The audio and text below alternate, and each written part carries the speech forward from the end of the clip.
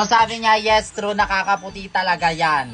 Totoo ka dyan, te, nakakaputi talaga tong Mito Probiotic Pearl Whitening Teeth Powder, te. So true ka dyan, te, kasi nung gumamit ako nito, naputi talaga yung ngipin ko, te. As you can see, ito yung ngipin ko, diba? Tapos tingnan nyo yung video na pinost ko dyan. Grabe na whiten niya talaga yung teeth ko. And hindi lang kasi ito yung ginamit ko na product doon, meron pang isa. Etong mouthwash ng Mito, te, na meron ding probiotic. Kaya mga be, anti-buga talaga tong Mito na mouthwash, te, kasi may probiotic, so mape-prevent talaga yung mga buga dyan sa bunganga nyo. Ang nakakaloka, te, sobrang affordable lang ng products ng Mito, pero kapag trinay mo talaga, te, sobrang effective. Ito talaga yung nagustuhan ko kasi first time kong gumamit ng tooth powder. Yung paggamit pala nito mga bebe ko is powder kasi to, so isasawsaw mo yung toothbrush mo dito sa mismong powder and ito toothbrush mo kasi para lang din siyang toothpaste kapag tinoothbrush mo.